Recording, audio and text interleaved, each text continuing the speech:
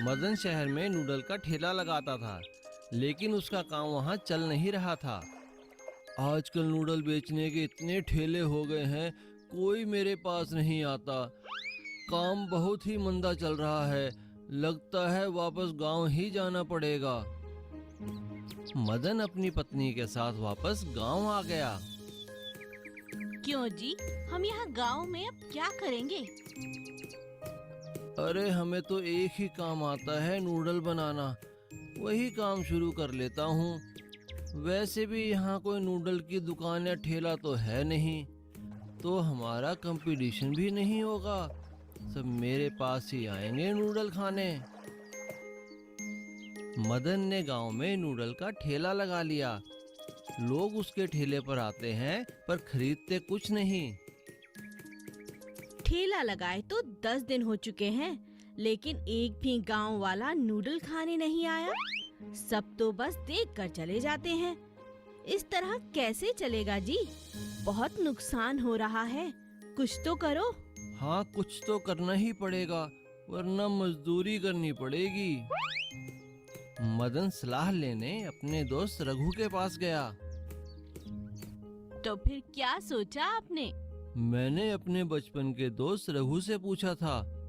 वो कह रहा था कि गांव वालों को पता ही नहीं है चाउमीन कैसी होती है, इसलिए वो चाउमीन खाने नहीं आ रहे हैं। वे गांव वाले हैं, बिना सोचे समझे कहीं पैसा नहीं खर्चते। तो फिर अब क्या करें? इन्हें कैसे चाउमीन बेचें? परसों इसी गांव में रघु की शादी है।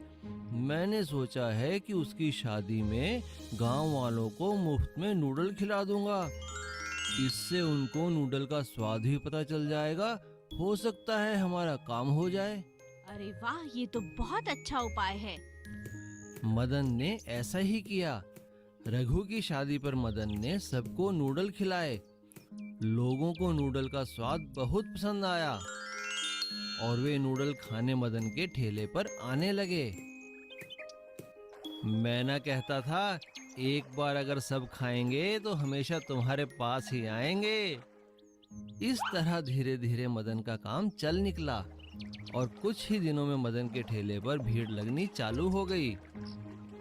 अरे मदन भाई, हमें तो पता ही नहीं था ये चाउमीन होती क्या है।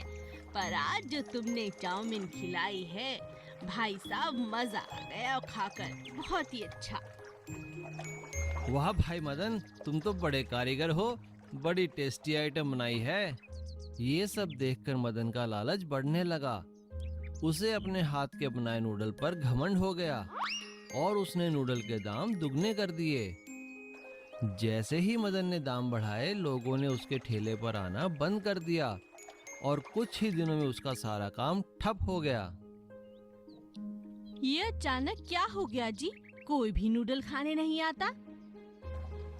मदन, मैंने तो तुमसे पहले ही कहा था, गांव वाले हैं, सोच समझकर ही पैसा खर्चते हैं। अगर तुमने दाम कम नहीं किए तो वो नूडल खाने नहीं आएंगे। मदन का घमंड टूट चुका था, इसलिए उसने दाम कम कर दिए और सबसे अच्छे से बांटा और धीरे धीरे उसका काम फिर से चल निकला।